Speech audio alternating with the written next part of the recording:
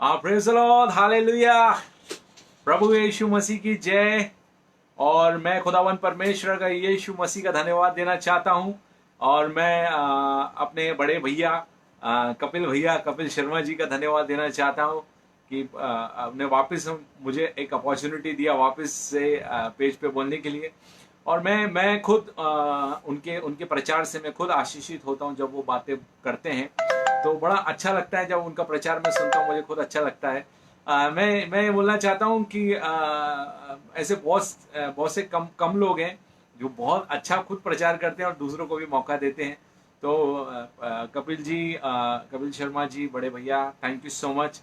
मैं आपको आपका धन्यवाद देना चाहता हूँ, और सिस्टर का, बच्चों का, और गुड़िया भी जो आज प्रचार कर रही है इतना अच्छा। सबको, हम सबको आशीष मिल रहा है। और आप सही में कपिल जी, आप हमारे सबके लिए एक आशीष का कारण है। प्रभु आपको आशीष दे। और मैंने आपको देखा है कि कैसी परिस्थिति में आप सेवकाई करते हैं, कैसे आप रहते हैं। और आपका जो चलता फिरता जो घर है वो भी मैंने देखा है, आपकी गाड़ी। तो मैं यीशु मसीह का धन्यवाद देना चाहता हूँ कि परमेश्वर ने आपसे मुझे कनेक्ट किया, और आप सच में मेरे लिए, मेरे फैमिली के लिए तो एक बहुत बड़ा आशीष का कारण है। और सबके लिए आशीष का कारण है। तो और ये जो आपने जो पेज बनाया है उसके द्वारा जो सेवकाई हो रही है, पूरे देश में नहीं, विदेश में, पूरी दुनिया में प्रचार हो रहा है। हर जगह कहाँ कहाँ से लोग देख रहे हैं। इंडिया हो या इंटरनेशनल प्लेटफॉर्म, हर जगह परमेश्वर आपके पेज के द्वारा कार्य करवा रहा है। मैं प्रभु यीशु मसीह का कोटि कोटि धन्यवाद देना चाहता हूँ। और आपको बहुत बहुत बहुत बहुत ज़्यादा आशीष मिले। तो कुछ सब लोग मेरी गवाही को तो जानते हैं, लेकिन मैं कुछ आज वचनों के साथ मैं आप लोगों से वचन शेयर करने जा रहा हूँ कि परमेश्वर हमारे जीवन में जो भी आशीषें रखा है, मैं आप लोगों से वचनों के द्वारा आज बात करूंगा कि परमेश्वर आपसे क्या कह रहा है। आज जो मेरा टॉपिक है, मैं सबसे पहले तो बाइबल, सबके पास बाइबल रहती है ना। ये बाइबल है, और आपके पास, मेरे पास, हम सबके पास है। और मैं एक और चीज़ बताना चाहता हूँ कि जो बाइबल है, आप और मैं रोज़ सुबह आईना देखते हैं, मिरर, आईने में कोई 10 बार देखता है। फिल्म लाइन के लोग ज़्यादा आईने में देखते हैं। मेरा ऐसा है, मैं शुरू से गाड़ी चलाता हूँ तो आईने पे मेरी नज़र रहती है। गाड़ी अपना चेहरा भी देखता हूँ और गाड़ी भी चलाता हूँ। तो मैं आप लोगों को इनकरेज करना चाहता हूँ कि ये जो बाइबल है, ये एक आईना है। और जितना जो आप दर्पण में अपना चेहरा देखते हो, आप उस दिन भर में अगर आप 10 बार अपने आप फेस देखते हो आईने में, तो मैं आप चाहता हूँ दिन में एक बार, कम से कम एक बार, इस इस आईने में भी अपना चेहरा आपको देखना चाहिए। क्योंकि ये जो है, ये जो ये आईना है, ये बिल्कुल सच बोलता है। और कई बार क्या होता है कि सच कड़वा भी होता है ना। तो ये आईना, वो आईने में मैं देखूंगा तो खुद तारीफ करूंगा, अरे विक्रांत तू बड़ा अच्छा दिखता है, वाह, वेरी गुड, गुड पर्सनालिटी, तुम बहुत अच्छे दिखते हो। लेकिन ये आईना क्या है, बहुत सारी बातें ऐसी ऐसी बता देता है। और ये आईने में ऐसा खजाना है कि अगर जिसको इस खजाने के बारे में पता चल गया तो बहुत सारी चीज़ें वो निकाल सकता है। तो बाइबल है, और बाइबल का सब लोग, बहुत सारे लोग जानते हैं, फिर भी मैं आपको बताना चाहता हूँ कि जो बाइबल का फुल फॉर्म है, BIBLE, बाइबल, उसका फुल फॉर्म है बेसिक इंस्ट्रक्शन बिफोर लिविंग अर्थ। बेसिक इंस्ट्रक्शन बिफोर लिविंग अर्थ। ये जो बाइबल का फुल फॉर्म ये है। तो बेसिक इंस्ट्रक्शन है। हम लोग, सब लोग यात्री लोग हैं, और डेफिनेटली हम लोगों को जब परमेश्वर के पास जाएंगे, और इंस्ट्रक्शन तो आप या तो आप वॉशिंग मशीन खरीदो, इंस्ट्रक्शन की बुक आती है। कार खरीद तो उसमें आती है, मोबाइल खरीद तो उसमें आती है, हर जगह कहीं ना कहीं आती है। तो ये प्रोडक्ट की इंस्ट्रक्शन की बुक आती है। ये जो यीशु मसीह ने जो प्रोडक्ट बनाया है, वो आप और मैं, आप और मैं जो प्रोडक्ट बने, वो इंस्ट्रक्शन आपके और मेरे लिए, इसमें सब कुछ लिखा हुआ है कि आपको कैसे रहना है धरती पे, आपको कैसे अपने माता पिता के साथ रहना है, आपको अपनी बीवी के साथ कैसे रहना है, आपको अपने बच्चों के साथ कैसे रहना है, आपको अपने बच्चों को क्या शिक्षा देना है, आपको किस तरह से प्रार्थना करना है, किस तरह से आपको चलना है, आपका कैरेक्टर कैसे रहना चाहिए। एक एक चीज़ इस इंस्ट्रक्शन में लिखी हुई है। आपके पास जो भी आपके पास प्रोडक्ट होता है, बाइबल या अपना बाइबल तो बेसिक इंस्ट्रक्शन है बिफोर लिविंग अर्थ। लेकिन जब आप मैं वही बोला, वॉशिंग मशीन ले, छोटा भी सामान लेते हो, उसके साथ भी एक आता है इंस्ट्रक्शन की किताब, है ना, मैनुअल किताब आती है ना। बेसिक पढ़ो, हाँ ऐसा करो, ये करो। मोबाइल देखो तो बैटरी इधर से डालो पीछे से, सिम कार्ड पहले सिम कार्ड बैटरी के नीचे होता था, आजकल बाजू साइड से सिम कार्ड चले जाता है। तो अलग अलग चीज़ें हैं, वो चीज़ें मोबाइल का इंस्ट्रक्शन की जो किताब है वो चेंज होती रहती है, लेकिन आपके और मेरे इंस्ट्रक्शन की जो किताब है, हमारे मेन्यू हमारा जो मैन्युअल है, क्योंकि यीशु मसीह ने अपने हाथों से बनाया और अपने सांस से हमारे अंदर फूकी है, और ये मैन्युअल दिया है कि पढ़ते रहो और बचते रहो, पढ़ते रहो बचते रहो, क्योंकि खतरा बहुत है ना। हम लोग बचते भी रहो, और इसमें लिखा है कि आपका प्रोडक्ट यीशु मसीह ने जो बनाया आपको और मुझे, कुछ कभी कभी कभी खराबी भी हो जाती है ना। जैसे कार को ऑयलिंग करना पड़ता है, ग्रीसिंग कराना पड़ता है, तो ये है, इसमें सब कुछ है ना।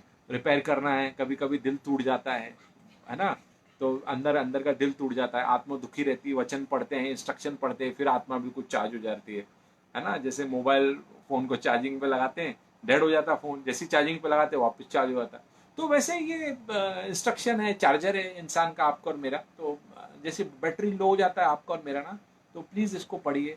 आईने का भी काम करता है, मिरर का, है ना। मूसा जब परमेश्वर से बात कर रहा था 10 आज्ञा का, जब वो 10 कमांडमेंट्स के लिए गया था, तो उसके जब वो बात कर रहा था तो उसके चेहरे में रोशनी थी। तो आज भी जब वो वचनों के साथ प्रार्थना करेंगे, बातें करेंगे, आपके चेहरे में भी रोशनी रहेगी, आपको मेकअप की ज़रूरत नहीं पड़ेगी। और बेसिक इंस्ट्रक्शन जो भी है ना, आत्मा दुखी हो जाती है, तकलीफ में रहती है।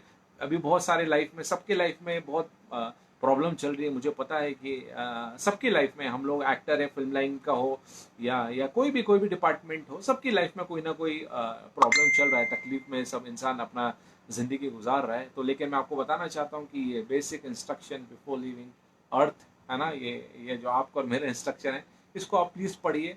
दिल टूटेगा, दिल में तकलीफ होगी, जो भी परेशानी है, सब दवाई है इसमें, सब कुछ है। प्लीज़ पढ़ते जाइए और आप ठीक होते जाइए। आप बॉडी का पूरा ऑयलिंग हो जाएगा, सब कुछ माइंड का, माइंड बिल्कुल, माइंड में ग्रीस व्रीस बिल्कुल नया, बिल्कुल पढ़ने के बाद इंसान वापस बन जाता है। जैसे गाड़ी होती है ना, लेके जाते हैं, खटारा हो जाती है गाड़ी, बिल्कुल ऐसा हो जाती है गाड़ी का हालत। फिर उसको गाड़ी को डेंटिंग वेंटिंग करवाते हैं, पॉलिश करते हैं, गैरेज में मारते हैं उसको, फिर ऑयल चेंज होता है, फिर गाड़ी वापस चलाओ, अरे क्या मस्त है। तो वैसे ही अपने जीवन की गाड़ी को आपको अच्छे से चलाना है, तो आपको बेसिक इंस्ट्रक्शन पढ़ना चाहिए। और आपके जीवन में, आपकी जो लाइफ में, जो भी कभी भी क्या होता है, गाड़ी चलाते हैं, ब्रेकर भी आता है कभी कभी, तो आपकी लाइफ में भी ब्रेकर आता है, मेरी लाइफ में भी ब्रेकर आता है। तो क्या होता है कि सस्पेंशन गाड़ी का कभी ढीला हो जाता है, कभी कुछ हो जाता है, तो हमारा भी पुर्जे कहीं कहीं ना कहीं ऐसा हो जाता है। तो ये है हमारे पास इंस्ट्रक्शन, इसको आप पढ़िए और प्रार्थना करते जाइए। और डॉक्टरों को डॉक्टर यीशु मसीह है, आप पढ़ते जाइए, इसमें दवाइयाँ भी लिखी है और डॉक्टर है, आपके इलाज भी करता रहेगा और आप ठीक भी होते जाएंगे। तो मैं प्रभु यीशु मसीह का कोटि कोटि धन्यवाद देना चाहता हूँ। और एक चीज़ ये है कि मैं आप लोगों को आज जो प्रभु ने, मैंने कभी सोचा भी नहीं था ऐसी कुछ बात मैं आप लोगों से बोलूँगा या मैं इस बारे में बात करूँगा। लेकिन मैं आज जो मैं आपको एक चीज़, बहुत अच्छी चीज़ बताना चाहता हूँ। पूरी दुनिया, ऐसा कोई गरीब हो या अमीर हो, ऐसा कौन है जिसके घर पे घड़ी नहीं है? सबके घर में घड़ी होती है ना। आपके पास घड़ी है, मेरे को घड़ी का इतना शौक है, मेरा एक पूरा ड्रॉ घड़ियों से भरा हुआ है, मुझे बहुत पसंद है। और कितनी सारी घड़ियां मैंने बहुत सारे लोगों को गिफ्ट की, मुझे बहुत शौक है घड़ियों का। आपके पास भी वॉच, अलग अलग प्रकार की वॉच होगी, है ना, अलग अलग प्रकार की वॉच है आपके पास वॉल की, घर पे जो दीवार घड़ी होती है वो। तो मैं आपको एक बहुत अच्छी बात बताना चाहता हूँ। मैं रात को, मेरे को लगता है 4 बजे मैं बैठा था और सडनली मेरी घड़ी पे नजर गई। मैंने बोला अरे ये घड़ी कुछ, मैं बात करने गया तो मैं आपको बताना चाहता हूँ, जो पहली जो घड़ी बनाया था वो, उसका नाम पीटर ही था। आप गूगल करना, उसके पीटर नाम है, भाई साहब का, जिसने घड़ी बनाया था पहला छोटा वाला घड़ी। तो ये जो वॉच है, मैं आप ध्यान से देखिए, इस वॉच को मैं आपको दिखाना चाहता हूँ। ये जो घड़ी है ना, ये घड़ी है, ठीक है, ये घड़ी है ना। तो इसमें 1 है, 2 है, 3 है, 4 है, तो कितने नंबर है इसमें? 13 है या 14 नंबर है? कितने नंबर इसमें? इसमें जो नंबर है, इसमें 12 नंबर है ना। 12 नंबर है घड़ी में। आपकी घड़ी में भी 12 नंबर होगा, 1 से 1 2 3 4, चलो काउंट करते हैं हम लोग। हाँ, आज चलो 1 2 3 4 5 6 7 8 9 10 11 12, ये 12 नंबर है ना। 12 नंबर है ना। तो मैं आपको बताना चाहता हूँ, ये जो 12 नंबर है, ये यीशु मसीह के 12 चेले थे। ये जो 12 नंबर है, ये यीशु मसीह के 12 चेले थे। और ये जो बड़ा कांटा है, ये पिता है,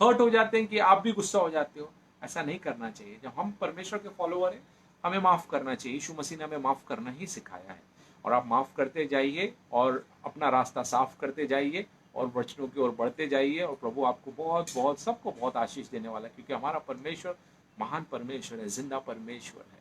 और हमारा परमेश्वर ना क्रॉस पे रहता है, ना कोई फोटो में रहता है। जब हम पुकारते हैं, वो हमारे बीच में मौजूद होता है, हमारी प्रार्थना को सुनता है, और वो सबसे बराबर प्यार करता है, पक्षपात नहीं करता है कि विक्रांत से ज़्यादा प्यार कर रहा है, खुशी से कम कर रहा है, कपिल जी से कम कर रहा है। ऐसा नहीं है। वो बराबर सबसे प्यार करता है, आपसे मुझसे सबसे बराबर प्यार करता है, पक्षपात नहीं करता वो कभी भी। और मैं आपको बताना चाहता हूँ कि हमारी जिंदगी एक रेलगाड़ी की तरह है। रेलगाड़ी आपको पता है ना, ट्रेन। तो ट्रेन की तरह हमारी जिंदगी है। और क्या होता है कि कभी मेरे को अगर बॉम्बे से दिल्ली जाना है, और या मुझे बॉम्बे से एमपी जाना है, कहीं भी जाना है, तो मेरे आजू बाजू है ना बर्थ होता है ना, ऊपर 1 2 3 4 5 6 बर्थ होते हैं ना, और एक सामने होता है ऊपर 8 बर्थ होते हैं उसमें। तो 8 बर्थ जो होते हैं, 6 8 बर्थ होते हैं। तो जब आप बर्थ में बैठे रहते हो, तो आप क्या होता है कि आप बैठे रहते हो, आपको इंदौर जाना है, तो रास्ते में ना और भी बहुत स्टॉप्स आते हैं। तो जो आजू बाजू वाले जो लोग हैं ना, वो स्टॉप पहले उतर जाते हैं, और कोई दिल्ली जाता है तो कोई कोई आगे, कोई कोई पहले उतर जाता है। लेकिन अगर आपको दिल्ली जाना है, आपने दिल्ली का टिकट कटा है, तो आप दिल्ली में उतरेंगे। लेकिन बहुत सारे ऐसे लोग हैं जो जो पहले दिल्ली से पहले टिकट कटाते हैं, तो उनका स्टॉप आते उतर जाते हैं। तो मैं आप लोगों को बताना चाहता हूँ कि हमारी लाइफ में जिस गाड़ी में हम, जो ट्रेन में हम लोग चल रहे हैं, आप और मैं, जीवन की गाड़ी में, तो कभी ये होगा कि कपिल जी को पहले आशीष मिल गई होगी, उनकी प्रार्थना पहले सुन ली गई होगी, खुशी आनंद की पहली प्रार्थना सुन ली गई होगी कपिल जी से, पिंटू जी की प्रार्थना कपिल जी के बाद सुनी गई होगी, नितिका डेविड जी की प्रार्थना विक्रांत के बाद या पहले सुनी, माधुरी वर्मा जी की प्रार्थना विक्रांत से पहले सुन ली गई होगी। तो क्या है कि जिस जीवन की गाड़ी में कई बार ऐसा होता है कि सबका जिसका पहले पहले, किसी का जल्दी स्टॉप आ जाता है, उसको पहले आशीष मिल गई, उसकी प्रार्थना सुन ली गई है। और कोई धीरे ट्रेन में बैठ के जा रहा है, चल के जा रहा है, तो क्या है, बहुत सारे लोग आजू बाजू वालों को देखते हैं। कई बार ऐसा होता है कि अरे सब उतर गए, मैं ही बैठा हूँ अकेले बर्थ में, आजू बाजू के तो लोग सब चले गए। अरे ये मसीह में भी हम लोग, सबको आशीष मिल रही है, सब लोग नया गाड़ी ले रहे हैं, सबका अच्छा घर हो रहा है, सबकी मिनिस्ट्री बहुत अच्छी चल रही है, हमें क्यों नहीं आशीष मिल रही है? आपका स्टॉप अभी बाकी है, अभी पिक्चर बाकी है, आपका स्टॉप अभी बाकी है। वेट तो कीजिए, आगे आगे स्टेशन तक पहुंचने तो दीजिए, है ना। हमारे जीवन की गाड़ी यीशु मसीह चला रहे हैं, और उसको पता है कि किसको कहाँ पे कहाँ ड्रॉप करना है ना। कोई पहले ड्रॉप उतर रहा है, किसी को पहले आशीष मिल रही है, किसी को बाद में आशीष मिल रही है, किसी को दिल्ली पहुंच गए स्टॉप पे, वहां पे पहुंचे, उसके थोड़े दिन के बाद आशीष मिल रही है। तो आपको इंतजार करना चाहिए। किसी की प्रार्थना पहले सुन ली जाएगी, किसी की प्रार्थना बाद में सुन ली जाएगी, लेकिन प्रार्थना तो परमेश्वर सबकी सुनेगा, क्योंकि जितने लोग जीवन की गाड़ी में, ट्रेन में बैठे हुए हैं, परमेश्वर सबसे बराबर बराबर बराबर प्यार करता है। वो कभी किसी से पक्षपात नहीं करता। मनुष्य कर सकता है, लेकिन लेकिन परमेश्वर नहीं करता। परमेश्वर जितना प्यार मेरे से करेगा, उससे कई ज्यादा या उतना प्यार आपसे करता है ना। तो मैं आप लोगों को ये इनकरेज करना चाहता हूँ, हम लोग वचनों की ओर भी चलेंगे। और मैं ये बताना चाहता हूँ कि ये जो घड़ी है और ट्रेन है, ये जो गाड़ी है, गाड़ी में आप बैठ गए, कभी आपकी प्रार्थना लेट सुनी जा रही है, तो आप ऐसा मत हो रही है कि चलती गाड़ी, अरे आपने ये सुना है ना, चलती ट्रेन से लोग कूद जाते हैं, आपको मालूम है ना, चलती ट्रेन से कूद जाते हैं, जैसे कूदते हैं दूसरे पटरी पे गिरते और कट जाते हैं, प्रॉब्लम हो जाता है। तो यीशु मसीह की गाड़ी में अगर बैठे हैं ना, तो प्लीज कूदने की कोशिश मत कीजिए। आपको ऐसा लगता है आप कूद जाएंगे, बच जाएंगे, नहीं, ऐसा नहीं होता है। अगर आप जैसे कूद जाते हैं ना, पीछे बहुत सारी गाड़ियां आ रही है, जैसी कूदे उड़ा देगी, तकलीफ में आ जाएंगे। तो इसलिए यीशु मसीह की जो गाड़ी में बैठे, आराम से बैठिए, आराम से बिल्कुल यीशु मसीह के छत्र छाया में बैठ के आराम से चलिए, और आपका धीरज धरिए, आपका स्टेशन आएगा, आपको आशीष मिलेगी, आपकी जो प्रार्थना है परमेश्वर सुनेगा, डेफिनेटली सुनेगा। आप पेशेंस, धीरज रखिए। हम वचनों की ओर चलते हैं। और हाँ और मैं जो वचन पढ़ने जा रहा हूँ, मैं आपको बताना चाहता हूँ कि अभी कपिल ब्रदर के पास बहुत अच्छी गाड़ी है, मेरे पास भी गाड़ी है, ऐसा आप लोग के पास भी गाड़ी होगी। तो बहुत सारे लोगों को मोबाइल है, मोबाइल में गूगल मैप होता है। आप देखो कि कहीं भी जाना पड़ता है, जैसे मेरे को बॉम्बे में कहीं जाना है, या मेरे को यहाँ से इंदौर जाना रहता है ना, तो मैं क्या करता हूँ, गूगल का मैप लगाता हूँ, इंदौर, विजयनगर डालता हूँ तो मैं बराबर, या मैं सायाजी होटल में रुकता हूँ तो मैं डालता हूँ सायाजी होटल, डालता हूँ सीधे मैं, वो मैप मुझे लेके चले जाता है वहाँ पे। तो क्या होता है कि कई बार हम लोग अपने जीवन में भी माइंड में मैप ऐसा बना लेते हैं, अपने दिमाग के अंदर मैप को ऐसा बना के रख लेते हैं कि अभी हम लोगों को ऐसा करना है, कल मेरे को वैसा करना है, कल मेरे को ऐसा करना है, कल मेरे लाइफ में ऐसा होगा, मेरे पास जो पैसे आएंगे मैं उसके साथ ये करूंगा। हमारी लाइफ में हम अपने मैप को ऐसा बना के चलते हैं और अपने मैप के हिसाब से चलते हैं। लेकिन जब आप अपनी प्लान करना शुरू करते हो और अपने मैप के हिसाब से आप चलते हो ना, तो लाइफ में बहुत प्रॉब्लम हो जाती है। तो आप अपनी मैपिंग के हिसाब से मत चलिए, आप यीशु मसीह के मैप के हिसाब से चलिए। जो परमेश्वर ने रखा है ना, वो आपको देगा, आपसे कोई छीन नहीं सकता।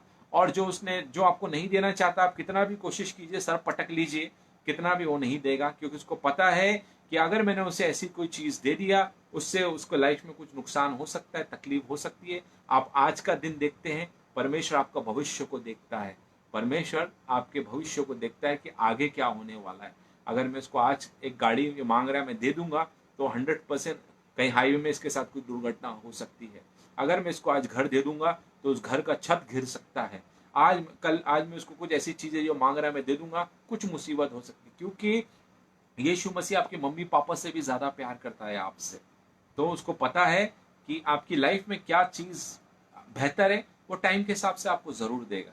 तो अपने दिमाग में जो गूगल मैप आप चलाते हो, मैप के साथ दिमाग से चलते हो, और फिर आप निराश हो जाते हो कि मैंने अपना मैपिंग डाला है चलने का, पर मैंने बराबर चल रहा हूँ लेकिन वो हो ही नहीं रहा है, मेरा काम ही नहीं हो रहा। लेकिन कैसे होगा काम? काम पे आशीष देने वाला तो परमेश्वर है। हम लोग अपने दिमाग के हिसाब से नहीं चल सकते। हाँ, नहीं चल सकते, चलाने वाला परमेश्वर है ना। चलो हम वचनों की ओर चलते हैं और मैं पढ़ूंगा यहोशू। आप लोग सब जानते होंगे यहोशू का वचन, यहोशू का वचन, यहोशू का एक वचन पढ़ूंगा मैं, 1 का 8 पढ़ता हूं। क्या लिखा है? प्रभु हम वचनों के द्वारा हमसे क्या बात कर रहा है। 8 में लिखा है, व्यवस्था की पुस्तक को तेरे चित्त से कभी व्यवस्था की ये पुस्तक तेरे चित्त से कभी ना उतरने पाए, इसी पर दिन रात ध्यान दिए रहना, इसलिए कि जो कुछ उसमें लिखा है उसके अनुसार करने की चौकसी करें। तो ये जो व्यवस्था की पुस्तक है, इस पे परमेश्वर बोल रहा है दिन रात ध्यान दिए रहना। इस पे हम लोग को दिन, जो व्यवस्था की पुस्तक है, जो बाइबल है ना, ये जो इंस्ट्रक्शन है, जो बेसिक इंस्ट्रक्शन बिफोर लिविंग अर्थ, मैंने जो बोला, तो इस पे हम लोग को पूरा चित्त लगाना है और इस पे ध्यान देना है। और परमेश्वर क्या कह रहा है, इसी में दिन रात ध्यान दिए रहना, इसलिए कि जो कुछ उसमें लिखा है उसके अनुसार करने से, जो कुछ इस पे लिखा है, परमेश्वर कह रहा है जो कुछ इसमें लिखा है उसके अनुसार करने की तू चौकसी करे, क्योंकि ऐसा करने से तेरे सब काम सफल होंगे। तो ये जो इंस्ट्रक्शन की जो किताब है, इस पे हम लोगों को मनन करना है, दिन रात इस वचनों को आपको पढ़ा करो। और ये जो इंस्ट्रक्शन की किताब है, जब आप इसको पढ़ेंगे, इस मैन्युअल को पढ़ेंगे, इसके हिसाब से आप चलेंगे, तब परमेश्वर बोल रहा है कि तेरे सब काम सफल होंगे, तेरे सब काम सफल होंगे। व्यवस्था की नितिका जी, थैंक यू सो मच, आपका वचन ने जो आपने वचन लिखा है, व्यवस्था की पुस्तक तेरे चित्त से कभी ना उतरने पाए, आपके मन से कभी उसे उतारिए मत, इसी पर ध्यान दिया, इसी में दिन रात ध्यान दिए रहना, इसलिए कि जो कुछ उसमें लिखा है उसके अनुसार करने की चौकसी करे, क्योंकि ऐसा करने से तेरे सब काम सफल होंगे। जब आप ये इंस्ट्रक्शन की किताब को, जब आप बाइबल को पढ़ेंगे, तो आप पढ़ेंगे, इस पे मनन करेंगे, इसके हिसाब से चलेंगे, तो फिर आप जो भी काम करोगे उसमें आपको आशीष मिलेगी। क्योंकि जो आपका जो मैप है वचनों के हिसाब से, अगर आपका मैप बराबर चलेगा तो आपको सफलता मिलेगी। आपकी सफलता को कोई रोक नहीं सकता, क्योंकि आशीष देने वाला परमेश्वर है। और हम लोग और आगे हम लोग वचन को पढ़ेंगे, और उसके 9 में अगर हम आगे पढ़ते हैं, उसका 9 लिखा है, उसका 9 में मैं देखूंगा, क्या मैंने तुझे आज्ञा नहीं दी, हिया बांध कर दृढ़ हो जा, भय ना खा और तेरा मन कच्चा ना हो, क्योंकि जहां जहां तू जाएगा वहां तेरा परमेश्वर यहोवा तेरे संग रहेगा। तो परमेश्वर क्या बोल रहा है, क्या मैंने तुझे आज्ञा नहीं दी 9 में, हिया बांध कर दृढ़ हो जा, भय ना खा और तेरा मन कच्चा ना हो। मन कच्चा नहीं होना चाहिए कि अभी अभी लॉकडाउन है, मेरी लाइफ में क्या होगा, मैं बहुत दुखी हूँ, परेशान हूँ। परमेश्वर बोल रहा है आपका मन कच्चा नहीं होना चाहिए। परमेश्वर हम सबसे बात कर रहा है कि आप बांध कर दृढ़ हो जा, भय ना खा। भय नहीं खाना कि क्या होगा, मैं लाइट बिल कैसे भरूंगा, रेंट का क्या होगा, मेरे घर का राशन का क्या होगा, लाइट बिल का क्या होगा। तो परमेश्वर बोल रहा है भय ना खा और तेरा मन कच्चा ना हो। आपका मन कच्चा नहीं होना चाहिए, क्या होगा कल, परमेश्वर को सब पता है, आप टेंशन मत कीजिए, कच्चा ना हो। क्योंकि जहां जहां तू जाएगा वहां वहां तेरा परमेश्वर यहोवा तेरे संग रहेगा। जहां जहां आप जाएंगे आपका परमेश्वर यहोवा आपके संग रहेगा। जब आपके साथ परमेश्वर है, इस सृष्टि को रचने वाला, ये आपको और मुझे जीवन देने वाला, हमारे अंदर सांस फूकने वाला, अपने स्वरूप में हमको बनाने वाला, वो बोल रहा है कि मैं तुम्हारे संग हूँ। जब वो आपके साथ है, अभी आप सोचिए कि मैं अगर मेरा बच्चा है और मैं अपने बच्चे के साथ कहीं शॉपिंग में जा रहा हूँ, कहीं मॉल में उसको घुमा रहा हूँ, तो क्या मेरा बच्चा टेंशन में रहेगा, अरे मेरे को चॉकलेट खाना है, मेरे को कौन चॉकलेट देगा, मुझे अच्छे कपड़े लेना, मुझे कौन अच्छा कपड़ा देगा, मुझे मोबाइल खरीदना, मुझे कौन मोबाइल दिलाएगा, मुझे बहुत सारी शॉपिंग करना, जूते लेना, कौन दिलाएगा। जब उसके पापा रहेंगे साथ में तो उसके पापा बिल भरेंगे ना।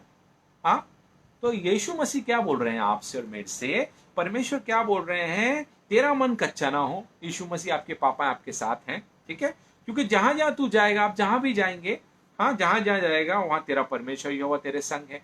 जब आपके यीशु पापा आपके संग है तो आपको टेंशन क्यों लेना कि बिल भरना, ये मैंने सब कुछ करेगा परमेश्वर। पहली बात तो परमेश्वर ने आपके, मेरे और आपके पापों के लिए क्रूस पे बिल भर चुके हैं।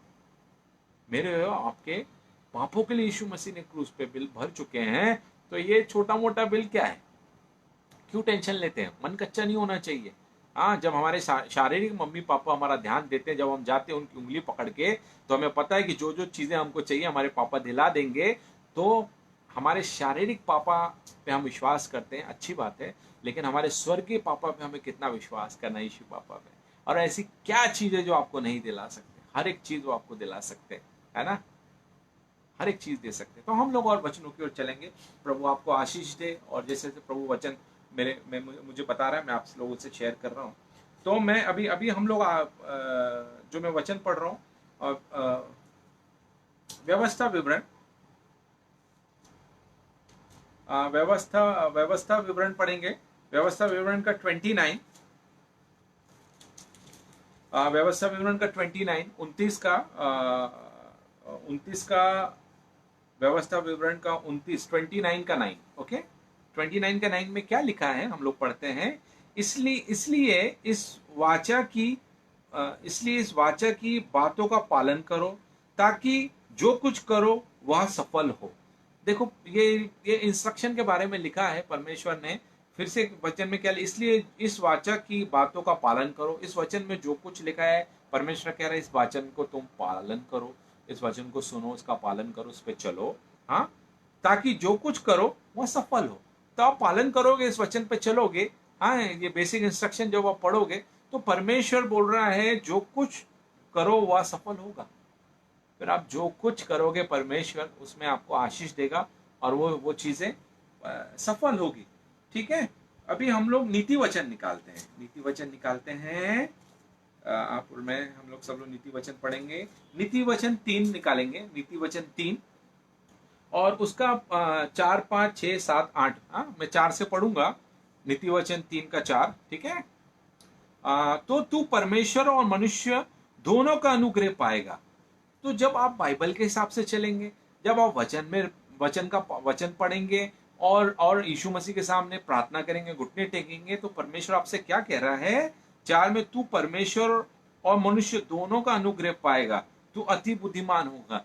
तो अगर आप कहीं ऑफिस में काम कर रहे हैं या कहीं भी आप कोई भी डिपार्टमेंट में जहां आपके बॉस है, तो आपके बॉस आपसे इतने इम्प्रेस होंगे। परमेश्वर का अनुग्रह तो आपके ऊपर होगा ही 100%, क्योंकि आप उसके बेटे हैं। लेकिन जहां आप कहीं भी जॉब करते, जिस भी फील्ड में मैं नहीं जानता हूं, प्रभु क्या कह रहा है, मनुष्य तू तो परमेश्वर मनुष्य दोनों का अनुग्रह पाएगा। तो यानी कि जिस फील्ड में आपको, आपका जो बॉस है वो आपको बहुत पसंद करेगा, आपका बॉस आपको प्रमोशन देगा। आने वाले दिनों में आप जिनके साथ काम करते हो बोलेगा कि इसको एक घर लेके देता हूं मैं, इसको एक गाड़ी लेके देता हूं, इसका एक बिजनेस स्टैब्लिश करता हूं, इसके लिए मैं कोई मिनिस्ट्री स्टैब्लिश करता हूं। तो परमेश्वर क्या कह रहा है, परमेश्वर का अनुग्रह तो आपके साथ है, लेकिन जिस मनुष्य के अराउंड सराउंडिंग में जो मनुष्य लोग हैं जो अच्छे लेवल पे हैं, परमेश्वर परमेश्वर मनुष्य क्या कह रहा है 4 में, तो तू मनुष्य और तू परमेश्वर और मनुष्य दोनों का अनुग्रह पाएगा। तो जो बड़े टॉप पोजीशन पे जो लोग बैठे हैं उन मनुष्य का भी अनुग्रह आपको मिलेगा। प्रभु क्या कह रहा है और क्या नीचे लिखा, और तू अति बुद्धिमान होगा, तू अति बुद्धिमान होगा। जब आपका बुद्धि ऐसा चलेगा आपके ऑफिस में, आपके साथ आपके जूनियर भी लेंगे या आपके सीनियर होंगे, लेकिन जब आपका दिमाग ऐसा चलेगा कंप्यूटर से तेज, तो आपका जो बॉस है वो बोलेगा कि आप उसकी किताब, अपने डैनियल की किताब को जरूर पढ़ना। जो राजा था वो राजा डैनियल से बहुत ज्यादा प्यार करता था, राजा डैनियल से बहुत ज्यादा प्यार करता था, क्योंकि डैनियल दिन में 3 बार यीशु मसीह को फोन लगाया करता था और वो बात करता था, और वो परमेश्वर से बात करता था, परमेश्वर के हिसाब से चलता था। तो उसका जो राजा था उससे बहुत ज्यादा प्यार करता था। जब उसको भड़का के, उससे झूठ बोल के, उससे साइन वाइन लेके, और उसको डैनियल को जब शेर के गुफा में डाला गया, वचन कहता है रात भर सोया नहीं, ना उसने खाना खाया ना पानी पिया, घूमता रहा। क्या था वो, उसका बेटा था डैनियल, हाँ, उसका सगा भाई था, कौन था, उसके पास काम करने वाला था। तो मैं आपको बताना पाता, आज आप भी किसी के साथ काम कर रहे हो, वो भी आपसे इस तरह से प्यार करेगा, क्यों, इस तरह से आपको आपसे उसका अटैचमेंट हो जाएगा, क्योंकि वचन में लिखा है 4 में, तो तू परमेश्वर और मनुष्य दोनों का अनुग्रह पाएगा और तू अति बुद्धिमान होगा। डैनियल परमेश्वर का अनुग्रह भी था, और वो मनुष्य जो राजा था उसका भी अनुग्रह था, और वो बुद्धिमान भी था। तो आपको भी परमेश्वर का अनुग्रह है, मिलेगा। उसके बाद जो मनुष्य जिस सराउंडिंग में जहां भी आप काम कर रहे हैं उसका भी अनुग्रह मिलेगा, और आप अति बुद्धिमान होगे। और आगे पढ़ते हैं 5 में, तू अपनी समझ का सहारा ना लेना। क्या होता है, कई बार अपने हिसाब से, मैं बोल रहा ना, अपने दिमाग का जो गूगल मैप हम बना के चलते हैं, मैप से गलत डायरेक्शन में चले जाते हैं, नो एंट्री में घुस जाते हैं, कई बार नो एंट्री में घुस जाते हैं। तो परमेश्वर क्या कह रहा है 5 में, नीति वचन 3 के 5 में क्या कह रहा है, तू अपनी समझ का सहारा ना लेना, वरन संपूर्ण मन से यहोवा पर भरोसा रखना। अगर आप अपनी समझ का सहारा लोगे तो नो एंट्री में घुस जाओगे, प्रॉब्लम हो जाएगा। और फिर इसलिए प्रभु क्या बोल रहा है कि अपनी समझ का सहारा मत लेना, लेकिन वरन संपूर्ण मन से यहोवा पर भरोसा रखना, है ना, परमेश्वर कह रहा है। फिर 6 में लिखा है, उसी को स्मरण करके सब काम करना। परमेश्वर को स्मरण करके जो भी आप काम करोगे, बोलना यीशु मसीह, मैं शूटिंग जब भी करता हूं तो मैं शूटिंग करने से पहले बोलता हूँ यीशु मसीह, इतने लंबे लंबे डायलॉग है मैं कैसे बोलूंगा, मेरी मदद करना। मैं घुटने टेकता हूँ, प्रार्थना करता हूँ, यीशु मसीह को फोन लगाता हूँ, घुटने टेक के बात करता हूँ, फिर मैं शॉर्ट देता हूँ और फटाफट मुझे डायलॉग मैं बोल पाता हूँ। तो आप वचन में क्या कह रहे हैं, तो अपनी समझ का सहारा ना लेना, वरन संपूर्ण मन से यहोवा पर भरोसा रखना। तो संपूर्ण मन से हमको यहोवा पर भरोसा रखना है। और 6 में क्या लिखा है, 6 को हम पढ़ेंगे, उसी को स्मरण करके सब काम करना। उसी को स्मरण करके, जैसे मैंने बोला, मैं जो भी काम करता हूँ मैं पहले घुटने टेकता हूँ, प्रार्थना करता हूँ, फिर मैं काम करता हूँ। तो आपको भी वो वैसे ही करना चाहिए। वचन में लिखा है, उसी को स्मरण करके सब काम करना, तब तेरे लिए सीधा मार्ग निकालेगा। परमेश्वर क्या बोल रहा है, उसी को स्मरण करके सब काम करना, तब वो आपके लिए सीधा मार्ग निकालेगा। और मैं आपको बताना चाहता हूँ, मेरा फील्ड हो या आपका फील्ड हो मैं नहीं जानता, बहुत सारे हम लोग के लिए टेढ़ा मार्ग भी है। सीधा मार्ग वचन में लिखा परमेश्वर निकालता है, टेढ़े मार्ग निकालने वाले भी बहुत घूम रहे हैं। हाँ, सीधा मार्ग परमेश्वर निकालता है, टेढ़े मार्ग निकालने वाला भी बहुत घूम रहे हैं। एक लड़का था, बहुत टॉप पोजीशन पे था और बहुत पैसे वाला था वो लड़का। तो पॉलिटिशियन था वो लड़का, उसके बाद बहुत पैसा था। तो उसकी माँ अनपढ़ थी और उसके पापा नहीं थे, उसकी माँ ने उसको पाल पोस के बड़ा किया, और बहुत बहुत बहुत मेहनत की उस बच्चे को पढ़ाने के लिए। पढ़ लिख के बहुत बड़ा आदमी बन गया वो। तो एक दिन क्या हुआ, रात को उसकी माँ के पास गया और उसके साथ, माँ के साथ बैठा खाना खा रहा था। तो उसकी माँ को बोला कि माँ, तूने मुझे हर हर वक्त अच्छी शिक्षा दिया है, मैं तुझसे, मैं बहुत दुविधा में हूँ, मेरी जिंदगी में बहुत सारी ऐसी 2 बातें मेरी माइंड के अंदर चल रहा है, क्या तू मेरी मदद करेगी। तो उसकी माँ ने बोला, बेटा मुझे नहीं पता तू क्या पूछने वाला है, और बेटा लेकिन मैं तो तेरे को पता अनपढ़ हूँ, अंगूठा छाप हूँ, मैं पढ़ी लिखी नहीं हूँ। फिर भी तू मुझे बता। तो उसने बोला, माँ मुझे कुछ ऐसा ऑफर आया है, माँ मुझे कुछ ऐसा ऑफर आया है जहां मुझे ऐसा लगता है कि मुझे अपनी आत्मा का सौदा करना पड़ रहा है। माँ मुझे कुछ ऐसा ऑफर आया है जहां मुझे ऐसा लग रहा है कि मुझे अपनी आत्मा का सौदा करना पड़ेगा। तो तू मुझे बता कि मैं इसको करूं, लेकिन मैं माँ ऐसे करने से ना मैं विदेश में मेरे पास 2-4 बड़े घर हो जाएंगे, बहुत सारे घर होंगे, और बड़े बड़े घर और बड़ी बड़ी गाड़ियां होगी, सब कुछ होगा। तो माँ तू क्या बोलती है, क्या सजेशन है तेरा? तो उसकी माँ ने उसको बोला कि बेटा देख, मैं पढ़ी लिखी तो नहीं, तेरे को मालूम है अनपढ़ हूँ, मैं सिर्फ एक चीज जानती हूँ कि रोज सुबह मैं तुझे उठाने आती हूँ, रोज सुबह मैं तुझे उठाने आती हूँ तो तू मुझे सोया हुआ मिलता है।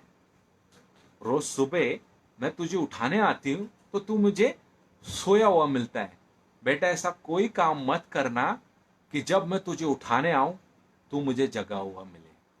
बेटा ऐसा कोई काम मत करना कि जब मैं तुझे उठाने आऊं तो तू मुझे जगा हुआ मिले। उस बेटे को उसकी माँ का से उसके उसके जो सवालों का जवाब मिल गया, और उसने वो जो जो काम था उसने उसको रिजेक्ट किया और नहीं किया। तो मैं आपको बताना चाहता हूँ कि कभी भी ऐसी चीजें होती है, टेढ़े मार्ग वाली बहुत सारे ऐसे होती है जो हमारे पास टेढ़े मार्ग का भी काम आता है, लेकिन सीधा मार्ग परमेश्वर ने बनाया। टेढ़े मार्ग में आपको शॉर्टकट में पैसा कहीं ना कहीं से मिल जाता है, लेकिन क्या होता है कि वो पैसा, आधा पैसा 90 मैं बड़े बड़े लोगों को जानता हूँ 90% हॉस्पिटल में चले जाता है। और जो टेढ़े मार्ग से पैसा कमाते हैं मैं उनको देखता हूँ, जो चावल का पानी पीते हैं, दाल का पानी पीते हैं, उबला उबला खाते हैं, और जो उनके नौकर है वो लोग बिरयानी खाते हैं, बटर चिकन खाते हैं, और अच्छा अच्छा खाना खाते हैं। तो जो टेढ़े मार्ग से कमाता है ना, तो वो बहुत प्रॉब्लम हो जाता है। तो सीधे मार्ग में भले आपको दाल रोटी दाल चावल मिल रहा है, उसमें खुश रहिए, और आपको जो भी मिल रहा है प्रभु का धन्यवाद दीजिए, और खाना चाहिए आपको।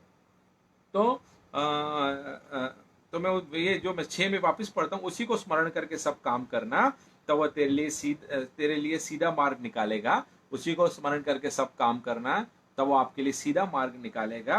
और सातवां क्या है, अपनी दृष्टि में मैं बुद्धिमान ना होना। कभी ये नहीं बोलना कि विक्रांत तू तेरे जैसा बुद्धिमान कोई नहीं है, हाँ, और संजय जी आपके जैसा बुद्धिमान कोई नहीं है। हम लोगों को अपने आप को कभी बूस्ट नहीं करना। अगर आपको बूस्ट करना है तो अपने यीशु मसीह को करना है कि परमेश्वर आपके जैसा बुद्धिमान कोई नहीं है। आपने तो परमेश्वर अपने शब्दों से पूरी सृष्टि की रचना की है। हम क्या हैं, कुछ भी नहीं है, मिट्टी है हम लोग। मिट्टी भी परमेश्वर ने अपना हाथ गंदा किया, आपको और मुझे बनाया अपने स्वरूप में, है ना, मिट्टी से हाथ से बनाया हम लोगों को। हम क्या घमंड कर सकते हैं, कुछ नहीं कर सकते।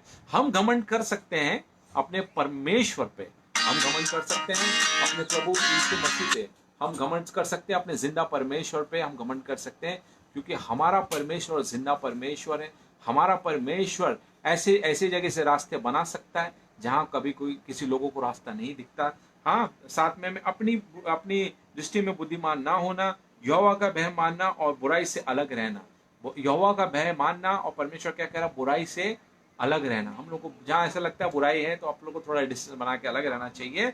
और 8 वचन को मैं 8वें वचन को पढ़ता हूँ, नीति वचन 3 का 8 में, ऐसा करने से तेरा शरीर भला चंगा रहेगा। प्रभु क्या बोल रहा है, ऐसा करने से तेरा शरीर भला चंगा और तेरी हड्डियां पुष्ट रहेगी। हाँ, पुष्ट रहेगी, और अपनी भूमि की सारी पहली उपज दे देकर यहोवा का, जो परमेश्वर ने बोला आपके पास जो भी है आपको परमेश्वर को देना चाहिए। तो ये 8 फिर से पढ़ूंगा, ऐसा करने से तेरा शरीर भला चंगा और तेरी हड्डियां पुष्ट रहेगी, है ना। ऐसा करने से आपका शरीर जो है बिल्कुल तंदुरुस्त रहेगा, आपकी हड्डियां मजबूत रहेगी। और जो सीधे मार्ग पे चलेगा तो आपका पैसा ना हॉस्पिटल पे जाएगा नहीं, पैसा आपका सेविंग होगा। कई लोग 1.5 लाख रुपए कमाते महीने का, लेकिन खुश नहीं है। कई लोगों को देखा 15,000 कमा रहे हैं और इतना खुश है, इतना खुश है कि उनके जीवन में बहुत ज़्यादा खुशियां हैं। तो आपके पास जो भी है आपको परमेश्वर का आपको हर समय आपको धन्यवाद देना चाहिए और कहना चाहिए कि यीशु मसीह आज मैं जो कुछ हूँ, सारी आदर महिमा मैं परमेश्वर आपको देता हूँ। और परमेश्वर मैं उसका मैं और क्या लिखा है, और आगे हम लोग वचनों की ओर चलेंगे। तो परमेश्वर का मैं सच में कोटि कोटि धन्यवाद दूंगा।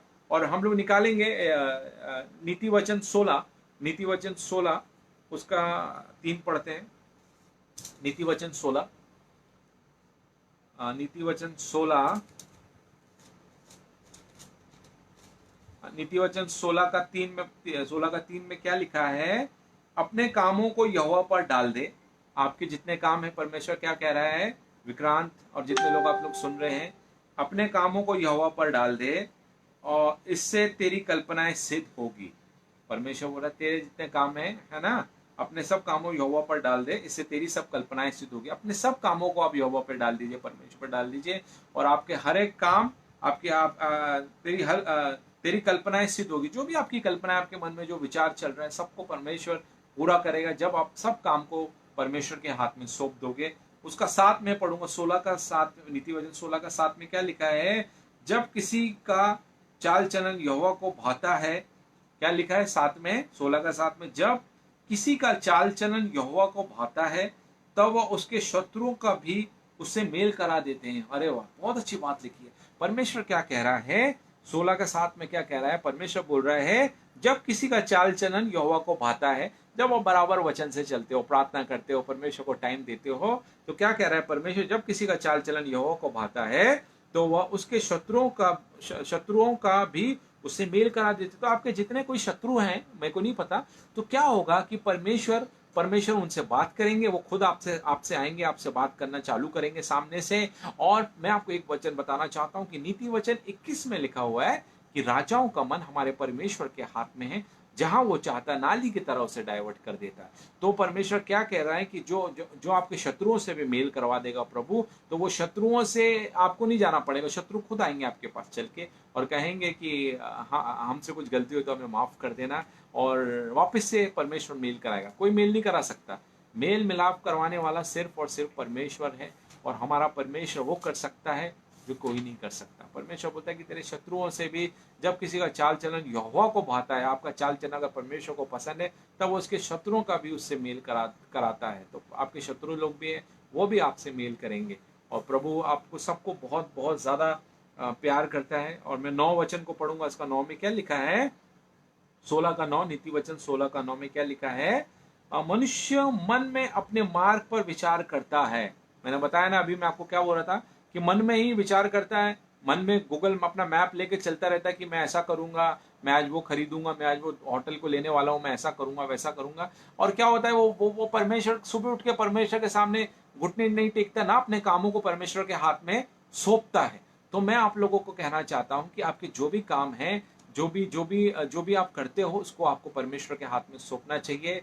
मैं अपने मेरे पास्टर दमन सूद जी हैं यहाँ पे, और बहुत अच्छा लगता है जब कि आपके पासवान सुन रहे हैं और आप बोल रहे हो। बहुत बहुत बड़ा प्राउड मोमेंट होता है, और मैं उनसे बहुत कुछ सीखा है, और प्रभु उनको बहुत आशीष दे।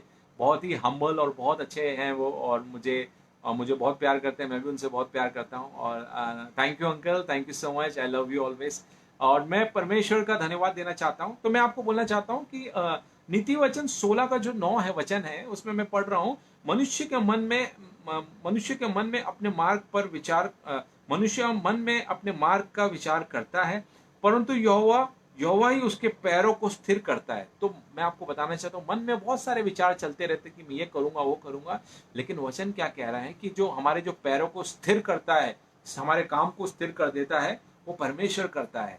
तो आप अपने दिमाग से, अपनी बुद्धि से आप मत सोचिए कि ये मैं अपने दिमाग से अगर मैं ऐसा सोचूंगा तो ये काम हो जाएगा, और मैं ऐसा करूंगा, ये मैं ऐसा मैं कर सकता हूँ। आप कुछ नहीं कर सकते। हम तो एक अपने जो अभी तो मैं क्या बोलता, आपकी लाइफ, आपके सर में अगर एक वाइट बाल भी है तो डाई करके आप कर सकते हैं, लेकिन परमानेंट नहीं कर सकते, थोड़े दिन में वापस वाइट हो जाता है वो। तो मैं आपको बताना चाहता हूँ कि जो भी आप एक बाल को भी आप ब्लैक से व्हाइट नहीं कर पाते हैं, वो परमेश्वर ही सब कुछ कर सकता है। तो परमेश्वर आज हमसे क्या कर रहे हैं?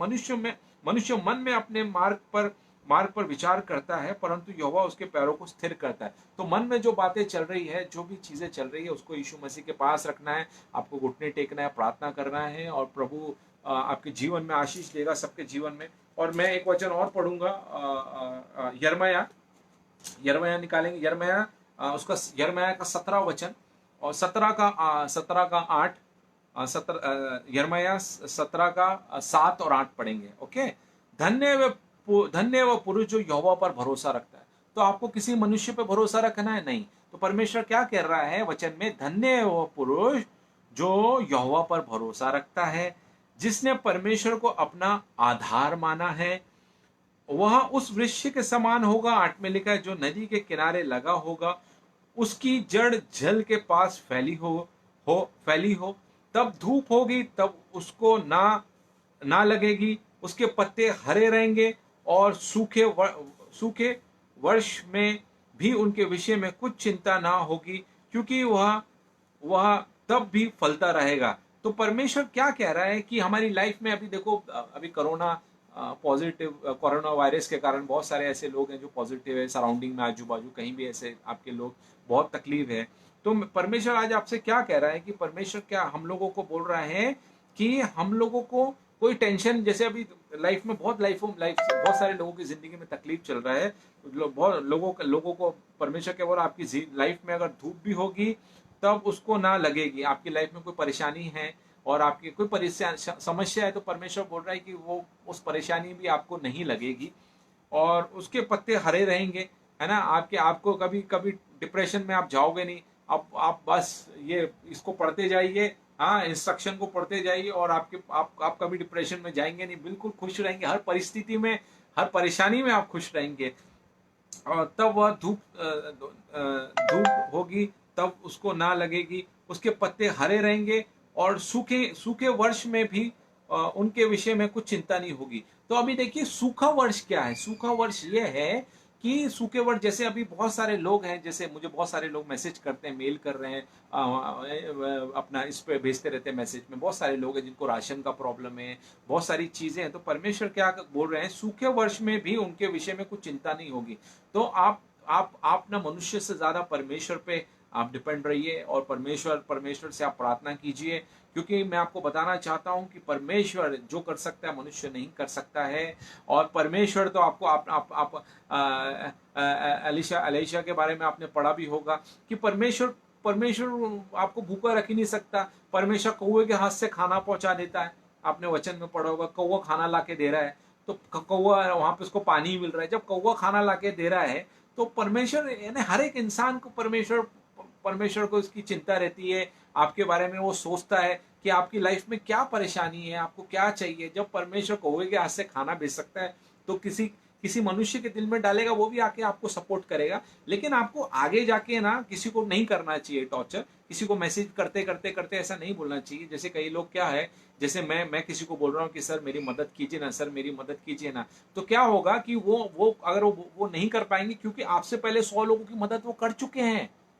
तो आपको उससे नाराज नहीं होना चाहिए, या अपने पासवान से नाराज नहीं होना चाहिए, या कोई प्रभु का दास है, आपके आत्मिक पिता है, अगर वो ऐसी परिस्थिति में है।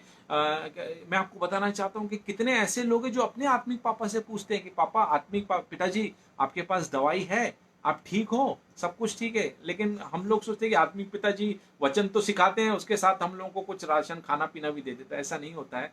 आपको जो भी हम लोग को अन्न खाना जो भी हमें खिलाता है वो परमेश्वर खिलाता है। और एक जंगल में एक राजा था, और वो शिकार करने के लिए गया। और जब वो शिकार करने के लिए गया तो क्या हुआ कि शेर ने उस पर हमला कर दिया। और जब हमला किया तो वो अंदर जंगल में था, उसकी जो टीम थी वो बोला मैं अकेला सब देख लूंगा। अंदर जब शेर ने जब हमला किया तो एक गांव के किसान ने उसको जाके बचाया और वो शेर को भगाया। तो राजा ने उसको बोला कि तू मुझसे मांग, तेरे को जो चाहिए ये पूरा गांव में तुझे दे सकता हूँ, तू मुझसे मांग, तूने मेरी जान बचाया, मेरी जान के बदले तेरे को जो भी चाहिए तू मांग, मैं तेरे को कुछ भी दे सकता हूँ। तो उसने बोला कि सर मुझे कुछ नहीं चाहिए राजा जी, मुझे कुछ नहीं चाहिए। और तो राजा बोलता है ऐसा नहीं है, एक काम करो, ये मेरी अंगूठी तुम रखो, कभी भविष्य में तो कभी तुम्हें कोई जरूरत होगा तो ये अंगूठी लेके मेरे पास आना। और जब तुम्हें अंगूठी लेके आओगे, ये मेरी अंगूठी, ये मेरी पर्सनल अंगूठी है, जो मैं अपने बेटे को, मेरी बीवी को, वही उनके पास है, वही अंगूठी मैं तुम्हें दे रहा हूँ। तो तुम एक फैमिली मेंबर हो समझेंगे लोग तुम्हें, और तुम्हारे लिए दरवाजा खोल के सीधे मेरे जो मेरा विश्राम कक्ष है वहां पे तुमको लेके आएंगे। और कुछ क्या हुआ कि कुछ हर इंसान की लाइफ में प्रॉब्लम होता, तो उस किसान की लाइफ में भी कुछ परेशानी आई। तो वो अंगूठी लेके राजा के यहाँ गया। जैसे ही वहाँ के सिपाहियों ने, उसके सेनापति ने जैसी अंगूठी देखा, सबकी आंखें बड़ी हो गई। बोले अरे बाप रे, ये तो राजा की पर्सनल अंगूठी है। वो उसको बड़ी इज्जत से रेड कार्पेट बिछा के उसको लेके आए, उसके कमरे तक लेके आए, और उसको बोले कि राजा प्रार्थना कर रहे हैं, थोड़ा देर वेट कीजिए, जैसे ही उनकी प्रार्थना खत्म होगी वो आपसे मिलेंगे, आपसे बात करेंगे, आप यहाँ बैठिए। तो वो जहाँ प्रार्थना कर रहा था वहां पे एक ग्लास था, कांच लगा हुआ था, और कांच से वो किसान ने ऐसे झांक के देखा, ऐसे देख रहा था। तो जब उसने झांक के देखा तो क्या देख रहा है वो, कि राजा घुटने टेक के परमेश्वर के सामने हाथ फैला के प्रार्थना कर रहा है। राजा क्या कर रहा है, घुटने टेक के परमेश्वर के सामने हाथ फैला के प्रार्थना कर रहा है। और जब प्रार्थना कर रहा है तो प्रार्थना करते हुए उस किसान ने उसको देखा, तो उसने उस सेनापति को बोला, बोलते कि क्या कर रहे हैं। तो बोलते कि राजा रोज सुबह प्रार्थना करते हैं और परमेश्वर से मांगते हैं उनके लिए, कि मुझे ये चाहिए, मुझे वो चाहिए, परमेश्वर से मांगते हैं। बोलता अच्छा अच्छा ऐसा है, बोले हाँ हाँ हाँ। तो ये वो क्या करता है, वो जो किसान था, जो गरीब आदमी किसान था, वो निकल गया वहां से, जाने लगता। तो सेनापति उसको बोलते आप कहाँ जा रहे हो, अरे रुकिए रुकिए, आप कहाँ जा रहे हो, बस 10-15 मिनट में उनकी प्रार्थना खत्म हो जाएगी, आप जाइए मत। अरे राजा को पता चल जाएगा तो मेरा सर काट देंगे, आप बिना मिले उनकी पर्सनल अंगूठी लेके आए, आप मिलके जाइए प्लीज प्लीज, रुक जाइए रुक जाइए रुक जाइए। तो वो बोलता है कि अब मैं रुक के क्या करूं, अब मैं रुक के क्या करूं। बोले क्यों। बोलते मैं इनसे कुछ मांगने आया था, लेकिन आपने मुझे अभी बताया कि राजा खुद ऊपर परमेश्वर से मांगता है। तो जब आपने मुझे परमेश्वर का पता दे दिया तो मैं राजा के सामने हाथ क्यों फैलाऊं। जब राजा जिसके सामने हाथ फैला रहा है उस परमेश्वर के सामने मैं भी हाथ फैलाऊंगा, मैं क्यों राजा से मांगू, मैं तो डायरेक्टली परमेश्वर से मांगता हूं। तो यीशु मसीह से भी हम लोग डायरेक्ट मांग सकते। हम लोगों को किसी किसी किसी के थ्रू नहीं जाना, हम लोगों को हम डायरेक्ट यीशु मसीह से मांग सकते हैं। जब आप राजाओं के राजा प्रभुओं के प्रभु यीशु मसीह को जानते हो तो आपको इधर उधर किसी के सामने मांगने की जरूरत नहीं है, और वो आपको देता है, वो आपको देता है। वो आपसे बहुत ज्यादा प्यार करता। हमारा परमेश्वर जीवता परमेश्वर है, वो सबसे बराबर का प्यार करता है, ना वो पक्षपात करता है। मैंने जैसे कहा कि हम लोग परमेश्वर की गाड़ी में बैठे हैं, किसी का पहला स्टॉप आता है, किसी का लेट आता है, लेकिन सबका स्टॉप आता है और सबको आशीष मिलेगी। आपको पहले आशीष मिलेगी, मुझे बाद में मिलेगी, सबके लाइफ में आगे पीछे आशीष होगी, लेकिन मिलेगी जरूर आपको। तो आपको कभी भी आपको निराश नहीं होना चाहिए। और ये मैंने आपको कहा है कि ये बाइबल जो है बेसिक इंस्ट्रक्शन बिफोर लिविंग अर्थ, ये बाइबल है। और जो बेसिक इंस्ट्रक्शन इसमें लिखा है इसको आप फॉलो करेंगे। आप हम लोग, मैं बताना चाहता हूँ, वो आपको मैंने बोला, हम लोग को हम इसमें सब कुछ है कि अपनी बॉडी को आपको कैसे रखना है ना। फर्स्ट कुरिन्थियों 1 कुरिन्थियों 3:16 में लिखा है कि परमेश्वर ये पवित्र आत्मा का मंदिर है, आपका जो शरीर है। तो उसमें एक एक चीज लिखी हुई है, एक एक चीज लिखी हुई है। ये बाइबल में ये इंस्ट्रक्शन है बिफोर लिविंग अर्थ, है ना। तो आपको इस बाइबल को पढ़ते रहना चाहिए और आपको लाइफ में आगे बढ़ते रहना चाहिए, और आपको परमेश्वर आपको बहुत ज्यादा आशीष दे। मेरे जीवन में जो गवाही है, मैं गवाही छोटी सी बोलूंगा क्योंकि बहुत सारे लोग मैसेज कर रहे हैं कि आप गवाही बोलिए। तो मैं गवाही ये बताना चाहता हूँ कि मेरा नाम विक्रांत आनंद है और मैं एक पंजाबी फैमिली से बिलोंग करता हूँ। और मेरी 3 बहनें थी और 2 मेरे ट्विंस भाई थे। और मेरे कुछ मेडिकल इश्यू के कारण मेरे दोनों भाइयों की डेथ हो गई। और मेरे पापा दिल से चाह रहे थे कि बेटा हो, लेकिन जब मेरी मम्मी प्रेग्नेंट हुई, जब अस्पताल में गई, तो मेरी नानी ने उनको गलत न्यूज़ पहुंचाई कि आपको वापस से बेटी हुआ। मेरे पापा सर पकड़ के डिप्रेशन में चले गए। तो किसी ने उनको बोला, अरे आप परेशान मत होइए, बेटा हुआ है आपको। तो मेरे पापा बिना जूते चप्पल के अस्पताल भागे, और भागते भागते अस्पताल पहुंचे। उनके पास घड़ी था, वहां पे देते हैं ना आपको, बेटा हुआ कुछ दो, तो घड़ी दी दी, चेन दे दी, सब कुछ पैसा सब बांट दिए। उनको ये चिंता नहीं थी कि मेरी माँ कैसी है। सबसे पहले मुझे गोदी में उठाया, मुझे को देख के बड़े खुश हुए, खेलने लगे और मेरे को देख के हाँ रात भर अपने पास ही चिपका के रखे। और मम्मी बोले, वो सब बोले दूध पिलाने के लिए दे दीजिए, तो बोलते नहीं नहीं रहने दो इसको मेरे पास ही। तो वो इतना मुझसे प्यार करते थे, कितना कि जैसे जैसे मैं बड़ा हुआ, मैं अपने हाथ से खाना खिलाते, टॉयलेट वो मुझे लेके जाते थे, अपने ऊपर में उनके पेट के ऊपर जाके सो जाता था। बहुत ज़्यादा मुझसे प्यार करते थे वो। लेकिन ऐसा हो गया कि मैं 6 साल का था और 6 साल की उम्र में मैंने अपने पापा को खो दिया। और मेरे पापा को हार्ट अटैक और ब्रेन हैमरेज हुआ। और जब वो रोड कहीं आ रहे थे बाहर से, तो रोड पे गिरे और उनको गिरे। तो वो उनको उनकी एक ही इच्छा थी कि मेरे बेटे को आप लेके आओ, मैं उसको देखना चाहता हूँ। और जब वो मैं अस्पताल गया तो उन्हें मेरा हाथ को पकड़ा, एक आंसू उनका टपके, और मुझे देखते देखते उनकी डेथ हो गई। मेरे अंकल ने कहा, मेरे मामा ने कहा कि वो सो रहे हैं, आप जाओ घर, आप भी रेस्ट करो। और मुझे कहा गया घर पे कि कल सुबह हम लोग छोटा सा वीडियो फोटोशूट करेंगे। तो मेरे पापा को हम लोग लकड़ियों पे लिटाएंगे और जैसा पंडित बोलेगा तुमको वैसे करना है। और तुम्हारे पापा भी एक्टिंग करेंगे, तुमको भी एक्टिंग करना, और पंडित भी एक्टिंग कर रहा, तुम्हारा वीडियो रहेगा। मैं सबको बोल रहा हूँ, मैं टीवी में आऊँगा, आप लोग जरूर देखना मुझे। और मैं पंडित ने जैसा जैसा इंस्ट्रक्शन दिया मैंने किया। और जब मैं पापा लकड़ी के ऊपर लेटे थे तो मैंने अपने पापा को जलाने से पहले मैंने उनके कान में कहा कि पापा देखिए ये लोग तो शूटिंग कर रहे हैं, पापा वीडियो फोटो वोटो निकाल रहे हैं, लेकिन पापा अगर आप टाइम पे नहीं उठे ना पापा आपको चटका लग सकता है, तो आप प्लीज़ उठ जाना पापा। मैंने उनको जलाया, उनकी चिता को आग लगाया, और मैं जैसे ही मैं वहाँ से मैं मेरे पापा जैसे ही मैंने आग लगाया मेरे मामा ने मुझे पीठ पे हाथ रख के मुझे घुमा लिया। और जैसे ही मैं घर रास्ते में जा रहा था तो मैंने पूछा पापा, तो बोले जैसे ही तुमने जलाया पापा तुम्हारे उठ गए और उठ के चले गए कि बिजनेस ट्रिप के लिए, तो थोड़े दिन में वापस आएंगे, तो थोड़े दिन तक तुम मम्मी के साथ रहना, मम्मी तुम्हें खाना खिलाएगी, मम्मी तुम्हारा देखभाल करेगी। तो मैं कुछ दिन हफ्तों में, हफ्ते महीनों में, महीने सालों में बीते, मैं मेंटली थोड़ा हो गया। रात रात को घर से भागता था मैं, और 2 या 3 साल में पागल जैसा घूमता रहता था। तो मैं गटर में खेलता था, मैं नालों में पड़ा रहता था, और मैं कहीं भी चले जाता था गटर में, वहाँ से नदियों में केकड़ा पकड़ने, तो ये पागलों के जैसा घूमता रहता था, कुछ भी जो मिलता था नदियों से गटर से पानी पीता था, और जो भी रोड पे मिलता था मैं खा लेता था, कुछ भी कहीं भी खेत से कुछ भी उठा के खाता था, मैं पागल के जैसा पागल हो गया था। तो मैं कहीं भी किसी दुकान में जाके खड़ा हो जाता था, कोई मुझे चॉकलेट देते थे, कोई किसी को लगता था कि अरे ऐसा दिखता था, मम्मी निलाती थी पर मैं इतना गंदा दिखता था, पूरा ऐसा गटर में खेलता था कुत्तों के साथ, सुअर के साथ, तो भैंसों में बैठ के खेलता रहता था, गोबर में खेलता रहता था। तो लोगों को लगता था कोई गरीब भिखारी है, तो कोई मुझे मेरे लिए ऐसा हो जाता था कि मैं कहीं खड़ा रहता था तो कोई मुझे 5 रुपया, 10 रुपया, 2 रुपये, मेरे को 1-2 रुपया दे देते थे। कहीं होटल के पास खड़ा होता था कोई मुझे खाना खिला देता था। कहीं किसी के घर पे मुझे नहीं लेके जाते थे क्योंकि मैं ऐसा था, कुछ भी सामान रहता था उसको छुपा के ले आता था।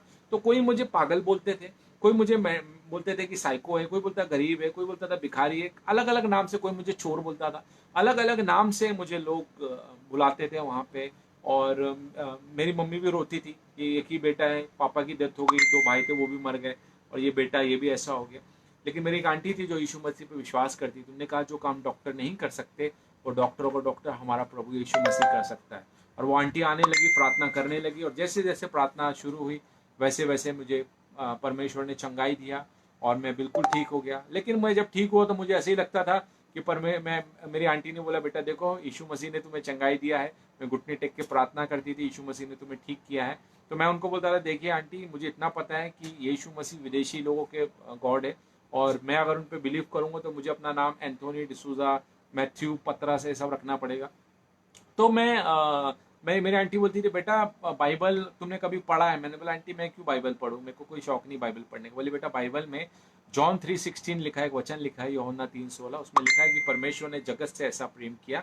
तो बोलती बेटा परमेश्वर ने जगत से ऐसा प्रेम किया, कहीं नहीं लिखा कि क्रिश्चियन से प्रेम किया, जगत से ऐसा प्रेम किया। तो इसका मतलब प्रभु यीशु मसीह, परमेश्वर किसी का नाम नहीं बदलते, किसी का रिलीजन नहीं बदलते, परमेश्वर सिर्फ दिल चाहते हैं। सिर्फ 2 लाइन प्रार्थना कर बोलना कि यीशु मसीह मेरे हृदय में आइए, मैं विश्वास करता हूँ कि आप मेरे पापों के लिए मारे गए और तीसरे दिन जी उठे। इतना तू बोल देख प्रभु तेरे जीवन में कैसे कार्य करेगा।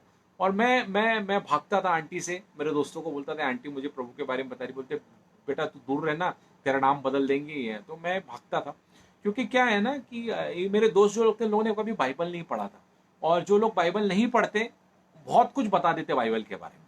आप समझ रहे हैं ना, जो लोग बाइबल नहीं पढ़ते वो बहुत कुछ बाइबल के बारे में बता देते हैं, हाँ, कुछ भी बताते रहते हैं। तो ऐसी बहुत सारी चीजें होती है लाइफ में। तो मैं इंकरेज करना चाहता हूँ कि फिर मैं इधर उधर, मैं अपने पापा के प्यार के लिए मैं ढूंढता रहता था, कहीं कहीं मुझे कहीं कहीं भी मुझे, हर कहीं जाता था मुझे पापा का प्यार नहीं मिला, मैं अपने पापा को ढूंढता रहता था। और जब मैं अपने दोस्तों के पापा को देखता था तो मुझे अंदर बहुत तकलीफ होती थी, मैं जलन फील होता था कि सबके पापा मेरे पापा नहीं है, मैं बहुत रोता था। और एक दिन मैं ग्राउंड में क्रिकेट खेल रहे थे मेरे दोस्तों के साथ, तो सब लोग आए और उन्होंने कहा कि देखो ये नया क्रिकेट का बैट पापा लाए, किसी ने बोला देखो नया साइकिल पापा लाए, किसी ने बोला घड़ी पापा लाए। तो उनको ऐसी झूठी स्माइल तो मैंने दिया, पर अंदर ही अंदर मैं बहुत रोया। मैच खत्म होने के बाद पूरा ग्राउंड में बैठ के मैं अकेले बैठ के रोता रहा। और मैंने कहा ऊपर कोई होगा जो नल खोलता है, बारिश गिरती है, बटन दबाता, धूप होती है, ये सब है, कोई तो होगा ऊपर, कोई बैठा होगा। तो मैं आपसे प्रार्थना करता हूँ कल का सूरज मेरे दोस्तों के पापा को भी नहीं देखना चाहिए, उनको भी आप मार दीजिए। अगर मेरे दोस्त के पापा मरेंगे ना तब वो कनेक्ट कर पाएंगे मुझे। तो मैं ऐसी ऐसी प्रार्थना करता था, और बारिश का टाइम था, जून जुलाई का, बादल ऐसे बिजली करची गड़गी गड़ गड़ गड़, तो मुझे ऐसा लगा मेरी प्रार्थना सुन ली ऊपर। और कल का सूरज मेरे दोस्तों के पापा नहीं देखेंगे। रात भर मुझे नींद नहीं आ रही थी कि सुबह उठ के मैं जाऊँगा देखूंगा कि पापा कैसे मरे और मेरे दोस्त लोग रो रहे होंगे, पापा छोड़ के चले गए, ऐसा ऐसा करके मैं सोचता था। तो अपने दोस्त के घर गया, नॉक किया, मेरे दोस्त ने दरवाज़ा खोला सुबह उठ के। तो मैंने बोला कि पापा कहाँ है? बोले पापा वॉशरूम में। बोला जाके चेक करो। बोलते क्या चेक करो? मैं अरे मुझे काम है, जरा बुलाओ। तो गया, नॉक कर रहे, 2-3 बार नॉक किया, दरवाज़ा नहीं खोले पापा ने। तो मैं बड़ा खुश हो गया, मैंने बोला दरवाज़ा कैसे खोलेंगे, मुर्दा कभी कोई दरवाज़ा थोड़ी खोलता है। तो और मैं अंदर ही अंदर मैं बड़ा खुश था। 6-7 बार दरवाज़ा खोला, जैसे ही मैं ऐसा हंस रहा था, जैसे ही दरवाज़ा खोला मेरी स्माइल ऐसी हो गई कि ये मुर्दे ने दरवाजा कैसे खोली, तो मर गए थे, मैंने तो प्रार्थना किया था, मरना चाहिए था, कैसे जिंदा है।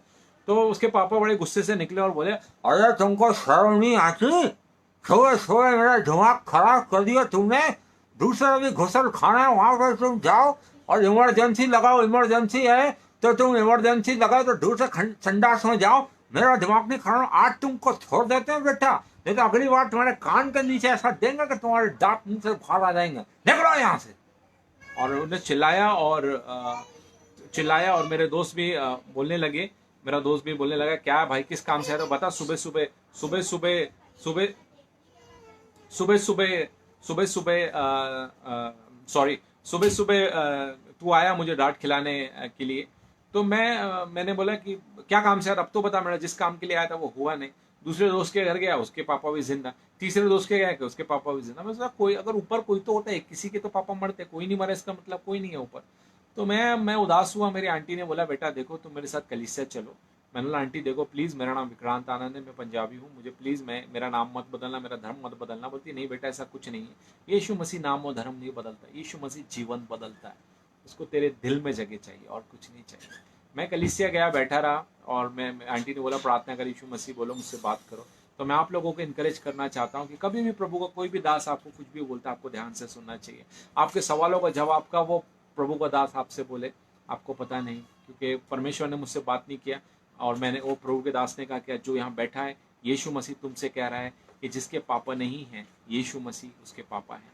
तो वो बात मेरे दिल में लगी। मैं आप लोगों को भी कहना चाहता हूँ, जिसके पापा नहीं हैं यीशु मसीह उसके पापा हैं और यीशु मसीह मेरे पापा। मैंने बोला यीशु मसीह अगर आप मेरे पापा हो तो मेरे दूसरे दोस्त हैं वो क्रिकेट का बैट मांगते, साइकिल मांगते, बाइक मांगते, उसके पापा देते हैं, आप मुझे भी दीजिए। मैंने क्रिकेट का बैट मांगा यीशु पापा से, नेक्स्ट डे मुझे मिला। फिर मैंने साइकिल मांगा, यीशु पापा ने मुझे साइकिल दिया। फिर मैंने बाइक मांगा, यीशु पापा ने बाइक दिया। फिर क्या हुआ कि मैं कार मांगा यीशु पापा से, यीशु पापा से कार मांग, यीशु पापा मुझे 4 व्हीलर चाहिए। तो बहुत दिन से प्रार्थना कर रहा था, मेरी प्रार्थना नहीं सुनी जा रही थी। तो क्या हुआ कि मेरे मन में एकदम से प्रभु ने डाला कि तेरे को 4 व्हीलर चाहिए। मैंने हाँ। बोले तेरे पास लाइसेंस क्या है? मैंने बोला 2 व्हीलर। तो बोले सबसे पहले जा 4 व्हीलर का लाइसेंस बना, जब तेरे पास 4 व्हीलर का लाइसेंस होगा तभी परमेश्वर तेरे को 4 व्हीलर देंगे। मैं घुटने टेका, 4 व्हीलर का लाइसेंस बनाया। अब विश्वास कीजिए मेरे अकाउंट में इतना पैसा नहीं था कि मैं वो कोई जो गाड़ी मेरे को चाहिए था उसमें मैं फुल टैंक पेट्रोल भी डालूं। लेकिन यीशु मसीह ने बिल्कुल चमचामाती नई की नई गाड़ी मुझे मुझे मिली और मुझे वो गाड़ी मिली। और मैं यीशु मसीह का कोटि कोटि धन्यवाद देता हूँ। मेरे पास पैसे नहीं थे, मेरा पूरा पेमेंट मेरा जो गाड़ी का था वो जिस परिवार ने मुझे गिफ्ट किया, प्रभु उनको बहुत आशीष दे और उनने मुझे बहुत सपोर्ट किया और वो गाड़ी मुझे गिफ्ट मिली। तो मैं आप लोगों को इनकरेज करना चाहता हूँ, जब भी आप परमेश्वर से मांगते हो यीशु मसीह से, परमेश्वर आपको ज़रूर देता है, क्योंकि यीशु मसीह आपके, मेरे नहीं, आपके भी पापा हैं। और आपको निराश नहीं होना चाहिए। कई बार होता है कि आपकी प्रार्थना अगर डिले भी हो रही है तो ये नहीं सोचना चाहिए कि यीशु मसीह आप मेरी प्रार्थना नहीं सुन रहे तो मैं और किसी को पापा बोलूँगा, ऐसा नहीं करना चाहिए। आपके पापा यीशु मसीह है और उनको पता है कि आपके लिए क्या अच्छा है, और अपने टाइम पे उनको, क्योंकि आप आज का देखते हो, उनको आपका भविष्य पता है कि आने वाले दिनों में आपकी लाइफ में क्या क्या होने वाला है, और वो आपको क्या देंगे जिससे आपको फ़ायदा होगा, और वो आपको क्या ना दे जिससे आप, यानी कुछ ऐसी चीज़ें आपको मिल जाए जिससे आपको नुकसान होगा, तो नुकसान वाली चीज़ वो आपको कभी नहीं देंगे। आपका छोटा बच्चा भी है, तो अभी अगर मेरा 2 साल की अगर मेरी बच्ची है तो मैं उसको, मेरे पास कार नहीं दूंगा चलाने के लिए, मेरे को पता है इसको नहीं आता है, ठोक देगी गाड़ी, एक्सीडेंट हो सकता है। तो परमेश्वर को भी पता है कि इसको मैं ऐसी कुछ चीज़ दूंगा तो इसको भी प्रॉब्लम हो जाएगा और इसके द्वारा उस सामने वाले को भी प्रॉब्लम हो सकता है। तो वेट कीजिए, पेशेंस रखिए, परमेश्वर आपको ज़रूर देगा। और हमारा परमेश्वर तो मांगने से पहले ही देता है और उसको सब कुछ मालूम है कि आपको देना है। और वो मत्ती 7:7 में लिखा है, मांगो तो तुम्हें दिया जाएगा, है ना। तो ढूंढो, मांगो तो तुम्हें दिया जाएगा, ढूंढो तो तुम पाओगे, और खटखटाओगे तो तुम्हारे लिए खोला जाएगा। तो आपको मांगना चाहिए, घुटना टेक के प्रार्थना करना चाहिए और ढूंढना चाहिए और खटखटाना चाहिए। तो परमेश्वर डेफिनेटली आपको हर बार संसारिक चीज़ें नहीं मांगना चाहिए, है ना। जैसे आज की डेट में मैं क्या मांगता हूँ, परमेश्वर मैं मांग रहा हूँ कि कुछ बाइबल का रेवलेशन मुझे दीजिए, बाइबल भाई परमेश्वर मैं नॉक कर रहा हूँ, कुछ वचन दीजिए। तो मांग रहा हूँ, मुझे दीजिए, खटखटा रहा हूँ बाइबल को, खुले और नई नई बातें बताइए। हाँ, तो मांगो तो दिया जाएगा, खटखटाओगे तो तुम्हारे लिए खोला जाएगा। तो ढूंढोगे तो पाओगे, है ना। आपको मांगना भी है, ढूंढना भी है, और वो करना भी है। परमेश्वर आपको खोलेगा डेफिनेटली। प्रभु आपको बहुत प्यार करता है, और कभी भी निराश मत होइए। और यीशु मसीह आपको नहीं दे रहा है, तो अगर छोटी चीज़ आप मांगने नहीं दे रहे, तो कुछ बड़ी चीज़ आपके लिए रखा है, और आने वाले दिनों में आपको सरप्राइज मिलेगा। तो प्रभु आपको और आपके परिवार को आशीष दे। और प्रभु से 2 घुटने आपके पास हैं, मैंने बताया मोबाइल फ़ोन है, आप फ़ोन लगाइए। जैसे वो मेरे पापा हैं, वैसे आपके भी पापा हैं, और जितना प्यार मुझसे करते हैं उतना प्यार वो आपसे भी करते हैं। तो आप डेफिनेटली नॉक करते जाइए, और वो आपको देंगे। और मैं यूथ को भी, मैं जब नॉकडाउन के बाद इसका एक रेवलेशन और मैं आपको बताना चाहता हूँ। मत्ती 7:7 में लिखा है, मांगो तो तुम्हें दिया जाएगा। तो आपको मांगना है कि आपको कैरियर क्या काम करना है, मांगना है कि आपको क्या करना है, ठीक है। ढूंढोगे तो, मांगो तो दिया जाएगा, ढूंढोगे तो ढूंढोगे, मांगोगे तो तुम्हें दिया जाएगा, ढूंढोगे तो तुम पाओगे। तो आप मांग रहे हो तो अपने करियर के लिए मांगिए प्रार्थना करके। और उसके बाद आपको निकलना भी है। आपको, आप इंटरव्यू देने ऑफिस जाइए लॉकडाउन के बाद, लोगों से मिलिए, है ना। मांग तो रहे हो, ढूंढो भी आप, ढूंढने भी जाओ, तो ढूंढोगे तो आपको मिलेगा। और वहां पे जाके जब आप बॉस के, कहीं भी कंपनी के ऑफिस को नॉक करोगे, है ना, तो जब नॉक करोगे तो आपको, आपके लिए दरवाजा खुलेगा, और खटखटाओगे तो तुम्हारे लिए खोला जाएगा। तो आपको मांगना भी है, ढूंढना भी है, और खटखटाना भी है। और परमेश्वर आपको ऐसी कोई चीज़ नहीं जो नहीं दे सकता, डेफिनेटली आपको देगा। प्रभु ने मेरे जीवन में बहुत आशीष दिया, और उससे कई ज़्यादा आशीषें आपके जीवन में भी जो आने वाली है, उसके लिए भी आपको धन्यवाद देना चाहिए। आपको घुटने टेकना चाहिए, प्रार्थना करनी चाहिए, सबके लिए प्रार्थना करनी चाहिए। और लॉकडाउन है, लॉकडाउन में हर समस्या को, दुख को, तकलीफ को, नेगेटिविटी को लॉक कर दीजिए यीशु मसीह के नाम से, और घुटनों में डाउन हो जाइए और प्रार्थना कीजिए। लॉकडाउन में इससे अच्छा आप कुछ नहीं कर सकते। आपको प्रभु आशीष दे। और अगर ऐसी कोई चीज़ मेरे से मुँह से निकला है, मैंने आपको हर्ट किया, मुझे माफ़ करना। और आप लोग प्रार्थना में रहिए, और प्रार्थना कीजिए, कि मुझे विश्वास है कि आने वाले दिनों में परमेश्वर आपके द्वारा इतिहास रचवाएगा। आप में से कितने लोग हैं जो हिस्ट्री लिखने वाले हैं। तो आप प्रभु से जुड़े रहिए और प्रार्थना कीजिए। जो प्रभु के लोग हैं, हर आने वाले दिनों में हर टॉप पोजीशन पे परमेश्वर के लोगों को बैठना चाहिए। जब वो बैठेंगे तो सब कुछ अच्छा होगा। तो अपना ख्याल रखिए। हाँ, जय मसीह की। प्रेस।